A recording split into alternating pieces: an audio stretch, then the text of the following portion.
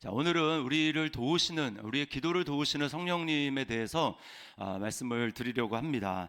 자, 오늘 26절이 어떻게 시작하냐면 성령님이 우리 연약함을 도우신다 이렇게 말씀을 하고 있습니다.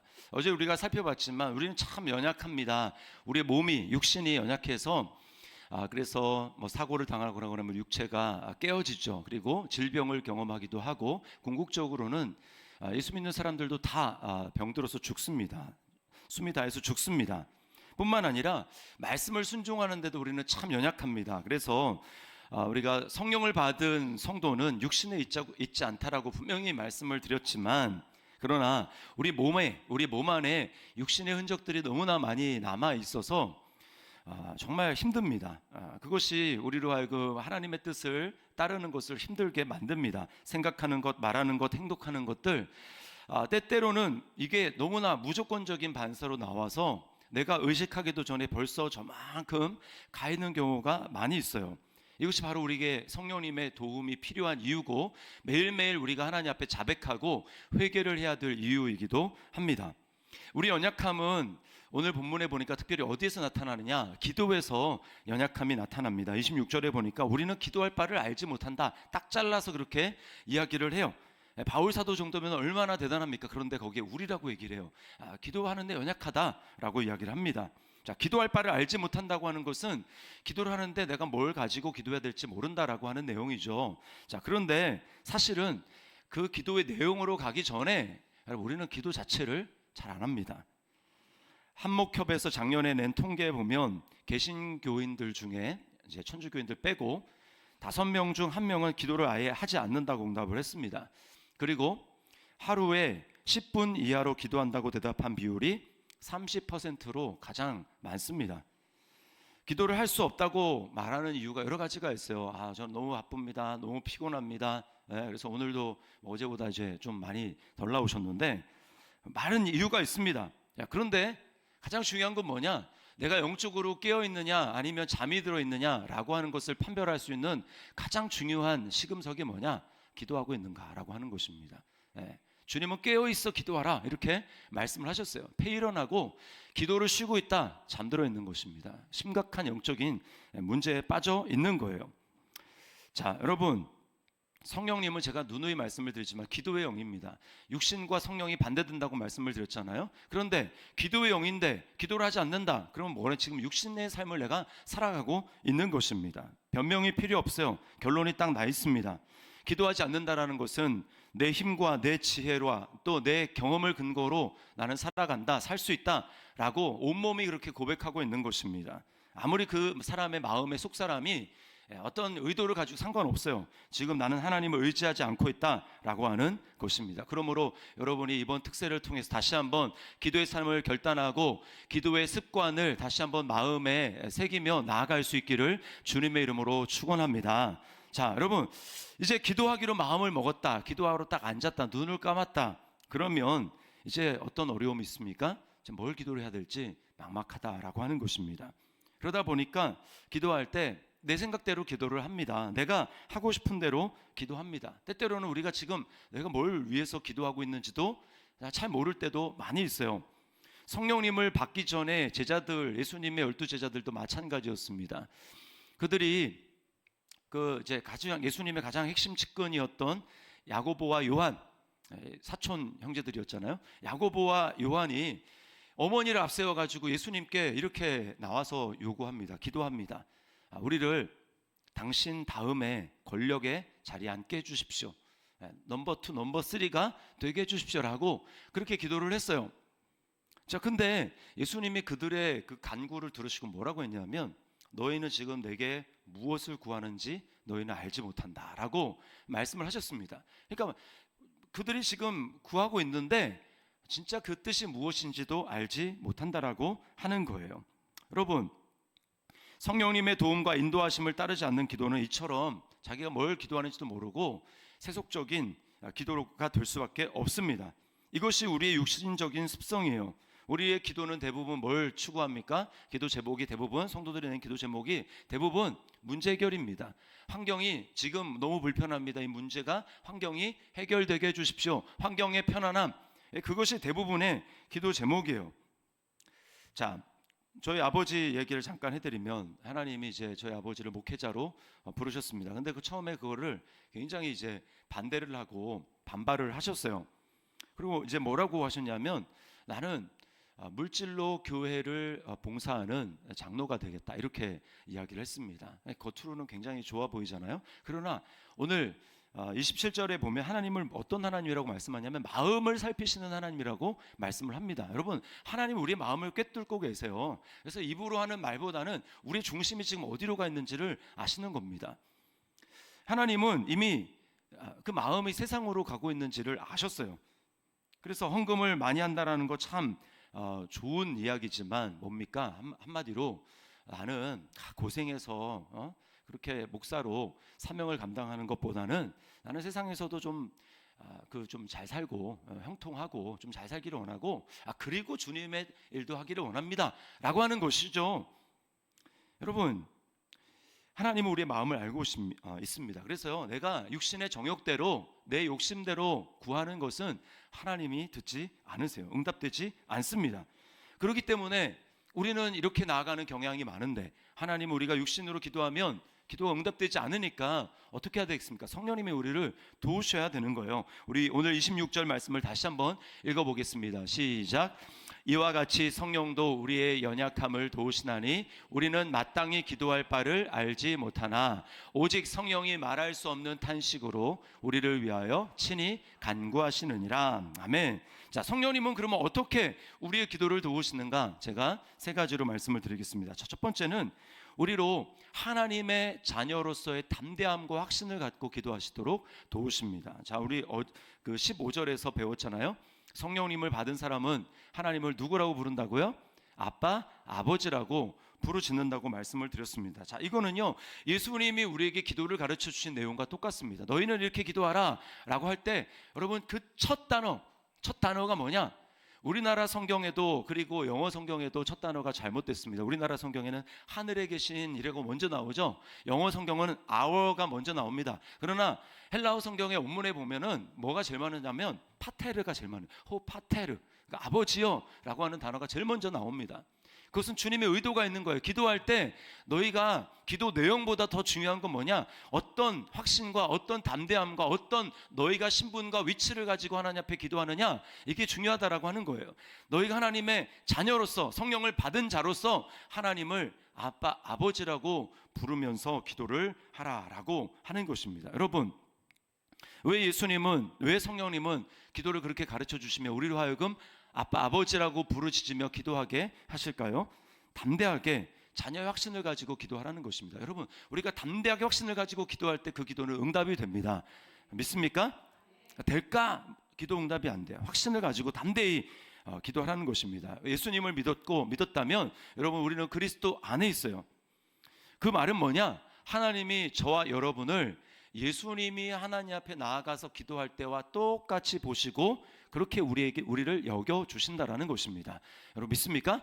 내가 지금 잘 살거나 못 살거나 상관없어요. 우리를 예수님과 똑같이 아들로 또 딸로 친자녀로 우리를 똑같이 보신다라고 하는 것입니다. 여러분, 예수님이 하나님 앞에 나아갈 때 기도를 들어주실까 안 들어주실까, 하나님 나를 어떻게 대하실까, 그런 거 두려워하셨을까? 두려워하지 않습니다.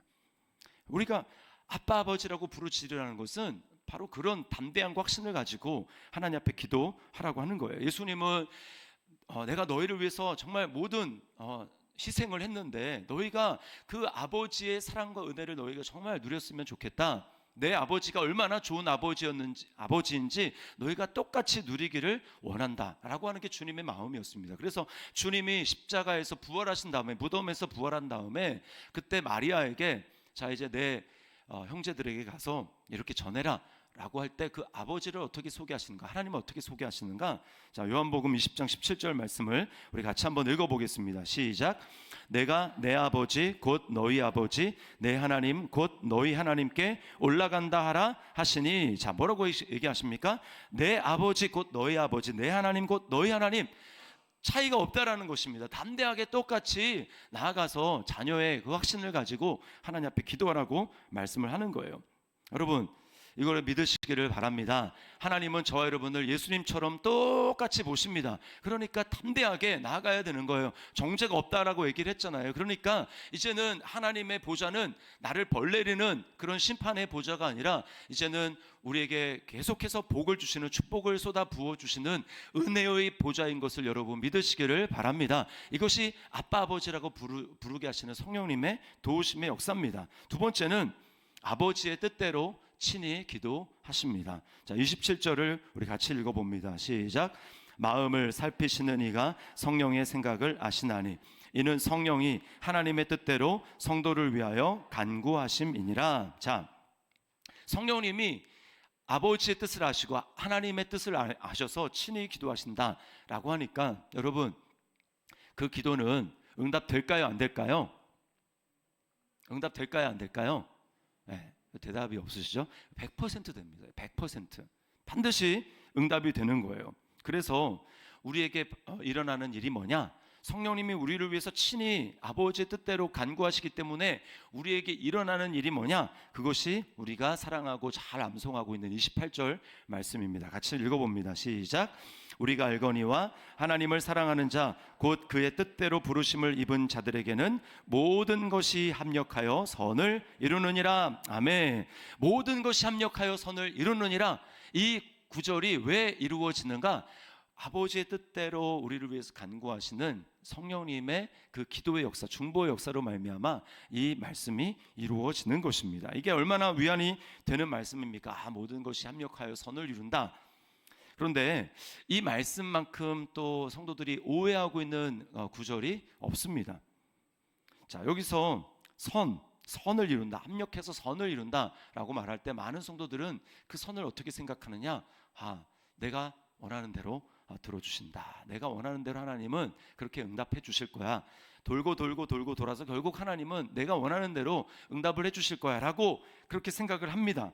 그러나 그렇게 되면 얼마나 좋겠어요? 그러나 그게 아니라 여기서 선은 뭐냐? 내가 봤을 때의 선이 아니라 하나님이 보셨을 때의 선이라고 하는 것입니다. 여러분, 하나님이 보셨을 때 선은 예수님밖에 없어요. 누군가 예수님이 찾아와서 선한 선생님이라고 말했을 때 예수님 뭐라고 얘기합니까? 선한 분은 하나님밖에 없다라고 말하죠. 하나님도 똑같습니다. 선은 예수님밖에 없다라고 이야기를 하는 거예요. 그러니까 여러분, 성령님의 간구로 내 삶에 일어나는 모든 일들, 내가 보기에 그것이 좋은 일이든 나쁜 일이든 그것은 어떤 선을 이루는가? 그것은 바로 나로 하여금 예수 그리스도를 닮게 만든다라는 것입니다. 이게 선이라는 거예요. 합력하여 선을 이룬다라고 하는 게 뭐냐? 성령님의 간구로 우리를 위해서 탄식하며 기도하는 그 간구로 내게 이루어지는 것은 뭐냐? 내 삶 가운데 좋은 일이든 나쁜 일이든 슬픈 일이든 괴로운 일이든 고난이든 그 모든 것이 다 하나님이 이렇게 저렇게 버무려 주셔서 그로 하여금 나로 하여금 우리의 예수님을 닮아가도록 만드시는 것, 그것이 하나님의 선이라는 거예요. 여러분, 여기서 바로 충돌합니다. 우리와 하나님이 충돌하는 거예요. 우리 속에는 아담의 속성이 있습니다. 그것이 바로 마지막 아담이신 그리스도와 충돌합니다. 선악과와 십자가가 충돌합니다. 예수님이 이 땅에 오신 이유는 무엇입니까? 우리 안에 있는 그 선악과를 십자가로 부수기 위해서 예수님이 오셨어요. 근데 그것은 예수님을 처음 믿을 때뿐만 아니라 그 선악과가 육신의 핵심이거든요. 선악과 핵심이 뭡니까? 선과 악을 내가 판단하겠다라는 거예요. 내가 보기에 좋은데, 내가 보기에 나쁜데, 자, 이게 바로 아담이 하와가 했던 일입니다. 근데 예수님의 십자가는 뭐예요? 그 선악과를 부숴버리는 거예요. 예수님이 십자가를 지시기 전에 하나님 앞에 아버지 내 뜻대로 마시고 아버지의 뜻대로 되기를 원합니다. 이게 바로 그 선악과가 처참히 부서지는 그 고백이거든요. 그러나 대부분의 경우에는 어떻게 얘기합니까? 육신의 핵심이 뭐냐? 그것은 아버지 뜻대로 마시고 내 뜻대로 되기를 원합니다. 여러분, 이거 육신의 핵심입니다.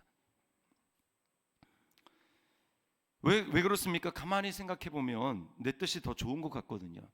하나님이 얘기하는 것보다 내 판단이 더 옳은 것 같거든요. 여러분이 십자가의 사람인지 아니면 선악과의 사람인지를 판별하는 테스트가 있습니다. 핵심은 뭐냐? 권위에 순종하는가라고 하는 것입니다. 권위. 교회에서 세운, 하나님이 세운 순장님, 그리고 뭐 교회 전체로 봤을 때는 담임 목사의 그 권위에 순종하느냐라고 하는 거예요.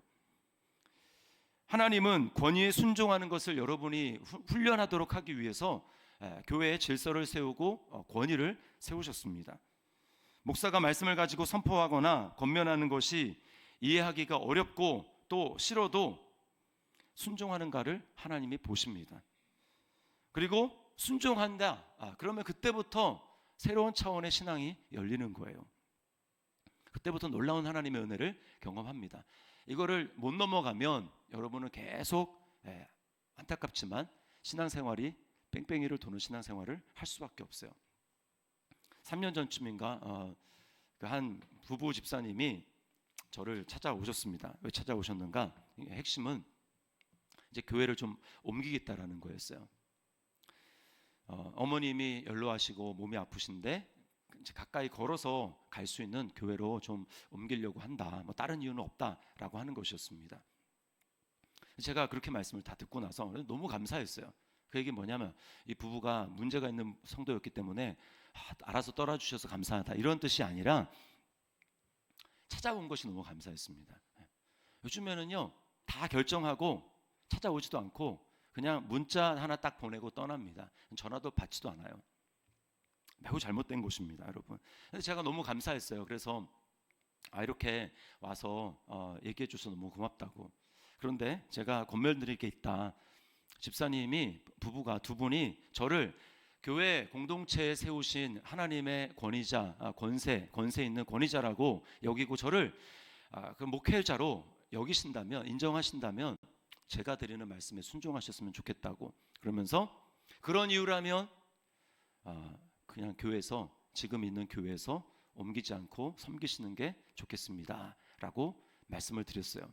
근데 감사하게도 이 두 부가 이렇게 뭐 저를 찾아오기까지는 얼마나 많은 생각을 하셨겠어요?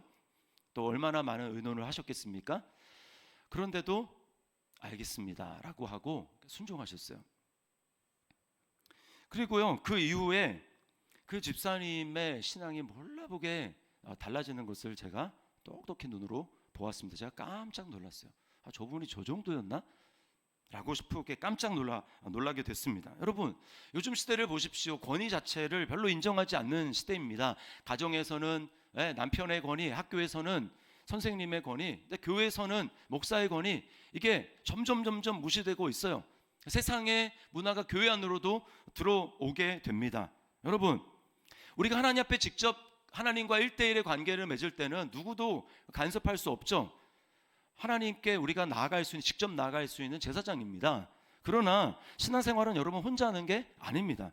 주님이 몸인 교회의 머리가 되시고, 그리고 우리 한 사람 한 사람은 그 몸을 이루는 공동체로 신앙생활을 하는 거예요. 그리고 하나님께서는 그 공동체의 권위자로 목사를 주님의 메신저로 세우셨습니다. 여러분은 목사를 통해서 주님의 음성을 듣는 거예요. 각자가 성경을 보고 큐티를 하지만 여러분 교회를 통해서, 목사를 통해서, 세운 권위를 통해서 여러분이 주님의 음성을 듣지 못한다면 여러분의 신앙은 매우 잘못되고 있는 것입니다.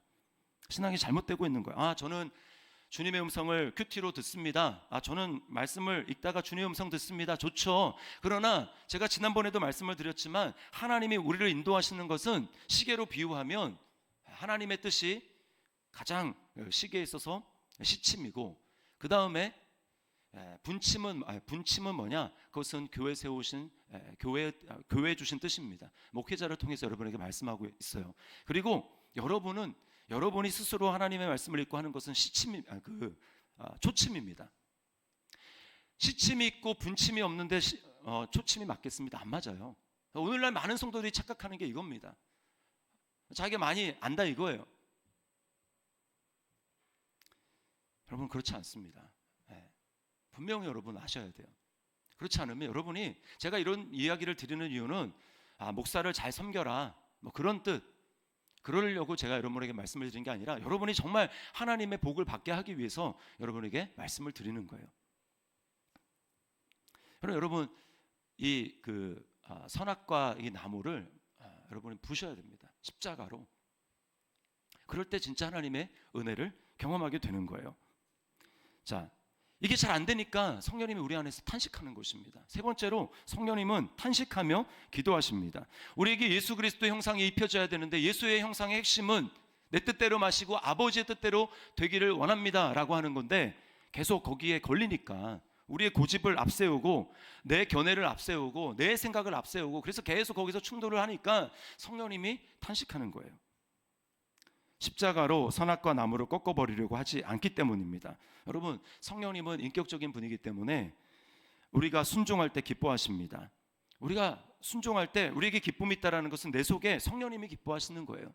반면에 탄식도 하시고 근심도 하시고 슬퍼도 하십니다. 인격이기 때문에 그런 거예요. 저랑 목회학 박사과정 같이 하신 목사님한테 제가 직접 들은 간증인데 그분이 고등학교 시절에 17살 때 예수님을 인격적으로 만나셨다고 이야기를 합니다. 그리고 이제 며칠 지났는가 그랬는데 이분이 이제 친구들과 함께 어울리는 친구들과 함께 극장에 갔어요. 근데 그 극장이 동시 상영을 하는 삼류 극장입니다. 그러니까 뭘 보러 가셨는지 아시겠죠? 성인 영화를 이제 보러 간 거예요. 그 극장 안에 사람이 별로 없습니다. 이제 거의 뒷부분 쪽에서 뒷자리에 앉아가지고 그 영화를 보는데 영화 시작한 지가 얼마 되지 않아가지고 갑자기 이제 누가 이렇게 흐느껴 우는 소리가 들리는 거예요. 그래서 목사님이 이제 뭔 소리지 하면서 뒤를 쳐다봤는데 아무도 없습니다. 다른 사람은 그 소리가 들리지 않는지 그냥 영화만 보는 거예요. 친구들도 그렇고. 근데 다시 또 앞을 보려고 하면 또 누가 흐느껴 오는 소리가 들리는 거예요. 뒤를 보면 아무도 없습니다. 순간 깨달아지는 게 뭐냐면 내 안에서 지금 성령님이 울고 계시는 걸 하는 게 그냥 영적으로 직관적으로 깨달아지는 거예요. 그게 딱 깨달아지는 순간 목사님 눈에서 눈물이 그냥 왈칵 쏟아지는데 주체할 수 없는 눈물이 쏟아지더라는 것입니다. 도저히 거기서 앉아 있을 수가 없어가지고 목사님이 눈물을 흘린 채로 그 자리를 박차고 나왔고 그 이후로는 그 친구들과 다시는 영화 그렇게 보러 가지 않았다고 이야기를 하는 거예요. 자, 여러분, 성령님은 우리 안에서 때로는 탄식하면서 기도하십니다. 여러분, 우리 자신을 보면 별로 그렇게 소망이 보이지 않을 때가 있어요. 얼마나 자주 넘어집니까? 그러나 성령님이 우리 안에서 우리를 떠나지 아니하시고 때로는 탄식까지 하시며 우리를 위해서 기도하고 계시고 우리로 하여금 하나님을 아빠 아버지라고 부르게 하시며 우리로 하여금 하나님의 뜻대로 기도하게 우리를 이끄시고 우리를 위해서 친히 그렇게 기도하시는 성령님이 나와 함께 하신다면 여러분, 우리에게는 하나님이 원하시는 그 완전한 구원을 성령님의 도우심으로 말미암아 반드시 이루게 될 줄 믿습니다. 그 완전한 구원이라는 게 뭐예요? 어제도 말씀을 드렸지만 우리가 영원한 하나님이 시작하신 그 구원이 이루어지는 몸의 부활, 몸의 구원을 이루어가는 그 구원을 반드시 이루신다라고 하는 것입니다. 최종 구원이 이루어지는 거예요. 그래서 30절에 이렇게 말씀하고 있습니다. 우리 같이 한번 읽어보겠습니다. 시작. 또 미리 정하신 그들을 또한 부르시고 부르신 그들을 또한 의롭다 하시고 의롭다 하신 그들을 또한 영화롭게 하셨느니라. 아멘. 자, 여기 하나님이 우리를 어떻게 구원의 과정으로 이끌으시는가 아주 자세하게 나오는데요. 자, 딴 거는 다 이미 일어난 일이에요. 그러나 하나 이상한 게 있는데 제일 마지막에 영화롭게 하셨느니라 라고 말씀을 하고 있죠. 영화롭게 하셨느니라. 자, 영화롭게 하셨다라고 할 때 이 영화가 뭐냐? 이게 사실은 어제 살펴본 장차 우리에게 나타날 영광이라고 할 때 그 영광입니다.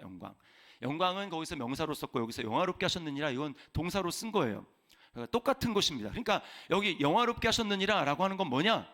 장차 우리가 예수님처럼 되는 것, 예수님의 부활의 몸을 입는 것, 그 부활의 영광의 몸을 입는 것, 이것을 영화롭게 영화라고 이야기를 하는 것입니다. 그런데 어제 살펴봤지만 이거는 아직 일어난 일이 아니에요. 언제 일어납니까? 예수님이 재림하실 그 미래에 되어질 일이라고 하는 것입니다. 그래서 장차 우리에게 나타날 영광이라고 했잖아요. 그런데 오늘 말씀은 뭐라고 얘기하고 있습니까? 영화롭게 하셨느니라. 이미 우리에게 일어난 다른 일들과 같이 이미 과거로 일어난 일로 이것을 표현하고 있다는 사실이에요. 이건 뭘 얘기를 해주느냐?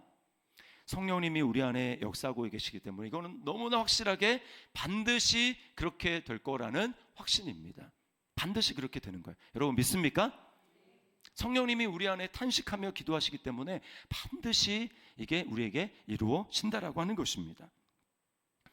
나의 힘으로만 이루는 것이 아니라 내 안에 계시는 성령님의 역사로 이룰 것이기 때문에 그렇습니다. 반드시 돼요. 우리 옆에 있는 분 바라보면서 다시 한번 이렇게 한번 인사하도록 하겠습니다. 하나님이 성령님을 통해서 반드시 하십니다. 이렇게 한번 인사하도록 하겠습니다. 하나님이 성령님을 통해 반드시 하십니다. 반드시 일어나는 거예요. 이 사실을 우리가 정말 확신한다면 우리가 결단해야 될 게 두 가지 있습니다. 첫 번째는 뭐냐? 직접 기도하는 삶이에요. 성령님을 통해서 직접 기도하는 삶. 여러분, 성령이 우리 연약함 기도를 도우신다고 했지 성령님이 우리의 기도를 대신한다라고 하지 않으셨어요. 기도를 도우시는 분이시지 내가 기도하지 않아도 내 안에 성령님이 기도하시니까 뭐 됐네. 아닙니다, 여러분. 안 그러면 왜 성경에 수많은 성경 구절이 기도하라, 기도하라, 깨어있어 기도하라, 무시로 성령 안에서 기도하라, 기도의 감사함으로 깨어있으라, 시험에 들지 않게 깨어있어 기도하라, 뭐 이런 얘기를 왜 하겠습니까? 성령님은 우리의 기도를 우리가 계속해서 기도하는 삶을 살아갈 수 있도록 기도를 돕는 분이지 우리의 기도를 대신하는 분이 아닙니다. 그러므로 여러분, 우리가 직접 기도해야 하는 것입니다. 어떤 성도님들은 기도 제목을 내고 뭐 이렇게 모임할 때 이거 저를 위해서 이렇게 기도해 주십시오라고 기도 제목을 내는데 정작 자기는 그것을 위해서 기도하지 않습니다.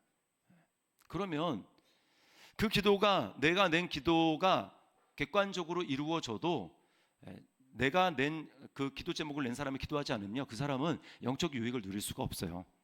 하나님은 나를 통해서 그냥 문제 해결이 되고 환경이 바뀌어지고 하는 것을 경험하는 것도 물론 있겠지만 그것보다 더 중요한 건 뭐냐 하면 그 기도하는 과정을 통해서 하나님을 경험하기를 원하시는 거예요. 영적으로 성장하고 하나님이 어떤 분이신지를 실제로 체험하고 느끼고 그래서 신앙이 성장하는 것을 하나님이 원하시는데 그냥 기도 제목 딱 내놓고 자기는 기도하지 않고 그래서 이루어졌다고 기뻐하는데 여러분, 영적인 유익이 없습니다. 거의 없어요. 거의 없어요. 내가 직접 기도할 때 성령님을 체험하고 하나님의 살아계심을 체험하고 우리의 믿음이 성장하는 것을 여러분 믿으시기를 바랍니다. 그러므로 기도 제목을 열심히 내더라도 여러분이 열심히 또 기도하셔야 되는 거예요. 자전거를 보면 자전거 배울 때 어떻게 합니까? 페달을 열심히 밟잖아요. 그런데 처음에는 넘어져요, 가다가. 그래도 움직이면 소망이 있습니다. 왜? 뒤에서 이제 잡아주거든요, 안 넘어지게. 성령님이 똑같습니다. 우리가 잘못 기도할 수도 있어요.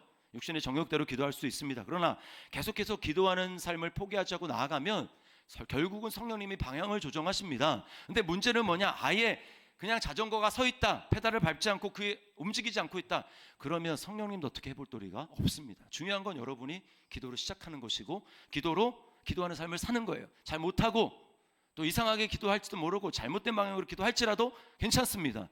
기도를 시작하시면 성령님이 여러분을 도와주실 줄 믿습니다. 두 번째는 뭐냐? 감사하십시오. 여러분, 기도할 때 하나님이 기뻐하시는 것은 믿음의 기도예요. 믿음의 기도. 그리고 믿음의 표현은 바로 감사입니다.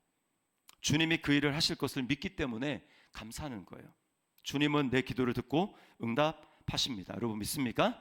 주님은 내 기도를 듣고 기도를 응답하세요. 내가 기도하고 생각한 것보다 비교할 수 없을 정도로 넘치는 놀라운 은혜를 부어주시는 것입니다. 근데 감사는 그것을 인정하고 하나님 앞에 믿어드리는 거예요. 환경이 변한 것이 없어도 여러분 감사하시기를 바랍니다. 제가 주일날 바울의 기도 말씀을 드렸잖아요. 찬송하고 기도하는 것 전혀 그럴 상황이 아닌데 기도하고 감사하는 것입니다. 처음에는 잘 안 될 거예요.